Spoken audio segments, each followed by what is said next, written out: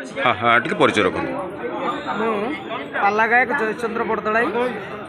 Block कला संस्कृति संघ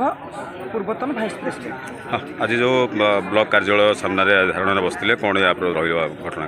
गणधारणार मुख्य कारण होची आमको ब्लॉक वाला आम ओडिशा नवीन ओडिशा एवं आईएससी प्रोग्राम पाई सरकार विभिन्न जनकल्याणकारी योजनार सफल रूपायन पाई से नियोजित करते गवर्नमेंटर नियम थिला गोटे प्रोग्राम रे 6800 टंका पाइबा कथा किंतु दुर्भाग्य समग्र ब्लॉक गोटे नियम थिबा बेले ब्रह्मगिरी ब्लॉक अन्य गोटे नियम कर समग्र ब्लॉक रे ब्रह्मगिरी ब्लॉक वाला 6000 टंका लखा आमको प्रोग्राम दौरान पैसा 800 टंका लखा आम काटुच किंतु नियम अच्छी 6800 टंका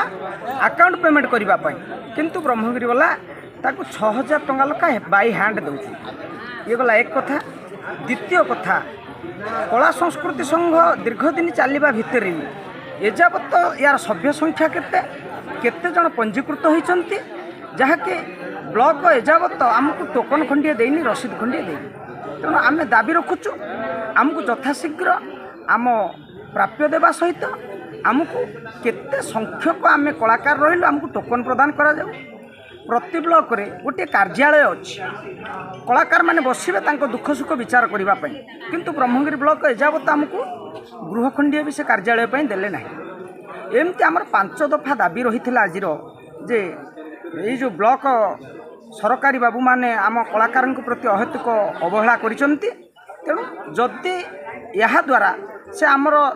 न्याର୍ଯ୍य प्राप्य न दियंती आम कथा को न मानती आगामी दिन में जो झांझखोल माध्यम आम सरकार जनकल्याणकारी योजना प्रचार करूँ ब्लॉक कार्यालय भितर निश्चिंत रूप से आम से झांझखोल माध्यम आम हक पाइबापी आंदोलन जारी रखू तीव्र तीव्रतर आंदोलन करा आज्ञा टी परिचय रखु आज जो ब्लॉक रे धारणा देते कौन तार रही कार्यक्रम विषय वस्तु। प्रिय प्रसाद मिश्र सभापति कला संस्कृति सुरक्षा परिषद ओडिशा आज आम ब्लॉक आगे गोटे शांतिपूर्ण धारणा देथिलु। धारणार उद्देश्य थिला जे आपण समस्त जानिचंती समस्त गणमाध्यम प्रतिनिधि ए विषय अवगत अछंती विगत 2 वर्ष धरी आम विरोध करि आसु आसन रूप सफलता पाई ना चलित वर्ष पूर्व सरकार जो आईसी कार्यक्रम चालू रही ब्रह्मगिरी ब्लॉक रे पंचायत स्तर रे से पंचायत स्तर रे जो आर्थिक प्रोत्साहन राशि कलाकार मानक पई उद्दिष्ट थिला ताहाकू ब्लॉकर पदाधिकारी माने ताहाकू चंचकता पूर्वक हरण करिसंती कलाकार मानकर स्वाभिमान एवं अभिमान नष्ट होईछि। आउ गोटे कथा हूँ पंजीकरण करने निमंते जो फॉर्म उद्दिष्ट थिला से फॉर्म पंजीकरण रसीद एजावत कलाकार मान प्रदान करा जाए ना जो आम जड़े पंजीकृत